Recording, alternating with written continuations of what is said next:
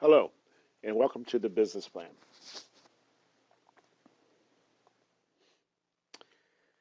The objectives of this particular video is to walk through what a business plan is, and also talking about the steps of writing or what you will actually find in a business plan if you ask for one. Okay, so let's get started. For every business, as we talked about so far, there's many activities and there's many processes, and again, and trying to understand what the business is. So if we're an IT professional, maybe we're a consultant in this case. We need to understand what the business we're working for, or maybe we just get a job there, what the business we're working for does, and what it does well, and what its products are, what its services are, what makes up the business, the type of business it is, from a sole proprietorship to a corporation, to all the aspects that we've talked about so far, all the activities and so on. Usually we can find a lot of this in what's called a business plan. Okay, just about every business should have one of these. If they don't, they're probably not a very good business. You might want to help them build a business plan. So the goal of this particular video is to kind of walk through what you would find in a business plan to help you assess what your business is doing to, once again, sorry I keep repeating this, figure out how technology can you can leverage technology, I should say, to help them, gain more profits. All right? So what is a business plan? A business plan is usually a document that defines the following: the company description, the market analysis, the organization and the management, the service or the product, the marketing and the sales plan, and then also finally the financial projections for the particular company. These are all good things to know from an IT professional's point of view. All right.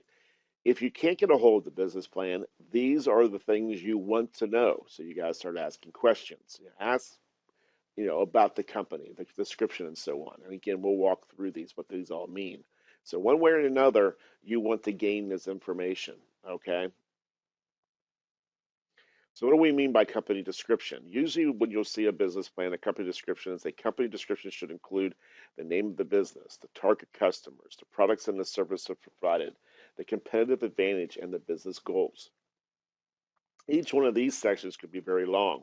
I'm not going to go into great detail, but they could be a little bit long. Again, naming the business, not so much. The target customers. Who are the customers for our product and service that we're looking for? Okay, we talked about that before. It's important to understand that. The products and services provided. We talked about that to exhaustion now, correct? The competitive advantage. Obviously, whatever we do, we got to have an advantage over our competitors or nobody will buy it, okay? And then what's the goals? So when we talk about goals, I mean, where does the company want to go? What's the idea? Where is it headed? Something that would be really interesting for us as IT professionals to know. What do they want to accomplish? How fast do they want to grow? By knowing these types of things, once again, we might be able to provide opportunities for technology to help them get there.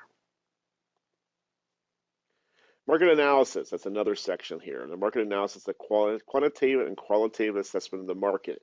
It really goes back to evolving the breakdown of the 4 Ps of marketing. It looks at the size of the market, both in volume and in value, the various customer segments and buying patterns, the competition, the economic environment in terms of barriers to entry, and so on. So when we look at we look at that paragraph there as relates to the 4 Ps of marketing. By understanding our market, we can then try to figure out how to place our product, promote our product, and price our product. That makes sense? If you probably have saw at different times where a product of some, or heck, it could be even a house, if you actually will, how the price of housing is different based upon where you live in the country. A lot of that is based upon supply and demand, but also the market. But supply and demand is the market analysis. What is the demand for a product such as ours? And based upon that, that could raise the price of it or lower the price of it. The organization and management. We talked about this before. What's the internal activities of a business? That's what we're looking at here. This lays out how the company is ran, usually via a hierarchy chart. If completed correctly, it should show the management structure and the activities within there. So no matter what, if you walk into a business, the one thing you should really do is ask for a hierarchy chart so you can kind of get an idea what makes up the business, what's the activities going on in the business. Usually a hierarchy chart is going to look something like this that will actually show you who's in charge and then how it all kind of breaks down. If you really look at it, it will tell you, like in this case, we have accounting, we have HR, we have sales, we have marketing. So we know we have these divisions, so you know those activities are going on within this company. Also, by understanding the hierarchy chart, you know who is going to pay the bills. And so sometimes when we go in and promote our IT ideas to someone, we need to make sure that someone is the one who's in charge and that someone is also agreeable to paying for that type of service. Does that make sense? So having the hierarchy chart is really important, meaning if all of a sudden this manager right here says, I want you to come in and do something for us, okay, and we're going to pay you for that, that's great. Does this manager agree with that? And does this manager agree with that? I've had experience where that wasn't the case, and next thing I know, we're not getting paid. And so, with that said, you kind of want to know how all this works, and so who's paying the bills. In other cases, this person does have the authority to pay the bills, but you might need to understand that as you go in. So, understanding the hierarchy of a company does a couple different pieces. Number one, who's in charge, who's paying the bills. Number two, gives you a nice illustration, if you will, of what makes up the company and the activities so you can start working with them. Service or product. The products and services section of your business plan should clearly describe what we're doing and who we're selling to, with emphasis on the value, that perceived value we're talking about. All right? We've talked about that a lot. No need to talk about it more, but it should be in the business plan to help you understand it for any business that you actually work with. Um, Again, this is just talking about the difference between service and product. So in this case, service is physical, tangible, product is intangible. Okay? And then a product feature is a factual statement about the product that provides technical information. A product benefit, on the other hand, tells how the product can improve a buyer's life. Once again, we're trying to sell stuff.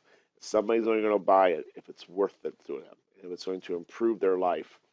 It's kind of dramatic, but you get the idea. Okay, the marketing and sales plan based on your market analysis that we talked about. We kind of did some market analysis before, understanding the 4 Ps of how to now to position and place and price our products. We come up with a plan and a sales plan of attack. That all should be in the business plan. Financial projections. Usually in a business plan, sometimes you might not be privy to these if somebody hands you the business plan, but usually in a business plan, there should be a short and medium term financial projections, basically coming up with based upon what they're planning on doing this year financially. So probably the best thing to do is go and kind of show you one. This is what's considered a break-even analysis. So you should see something like this. In this particular case, the first year of our business, so let's just say we're opening up a business. We're doing Bob's Burgers. That's what so Bob's Burgers is starting a new business. I'm building a new building. It's going to cost $669,000. So I got to outlay that money to actually get my business started. My hope is that I'm going to have 13,000 or 14,000 customers that will generate this amount of income. That on top of my expenses, I'm hoping to make, my total cost is this. This was my revenue. I'm still in the hole. At what point do I get out of the hole? That's what this particular financial analysis looks at. And so it looks like about year 1, 2, 3, 4, 5, 6, about 7 or 8, I end up with my revenues, meaning my cost. And then finally, I start making a profit after that. Usually, most startup businesses go through that. Not every business starts generating revenue right off the bat. Some do. If it's a service company, a lot do. And so, if you're a cleaning company or you're a consultant with very minimal overhead, with that said, you might be able to start generating income right away. But if I'm a restaurant owner and I want to start a brand new restaurant, usually I have to go to the bank, borrow some money, and with that, I'm in debt right off the bat. and the income we start making starts, paying off that debt, along with probably paying a salary or two to keep us all living and fed. Does that make sense? All right. So that's the financial analysis of this. Take a look at these slides a little bit, and I think you'll understand. All right, there you go. 4 videos to try to give you a good synopsis of what business is all about. Once again, there's associate degrees, there's bachelor's degrees, there's master's degrees, and I'm sure there's even PhD work all associated with business.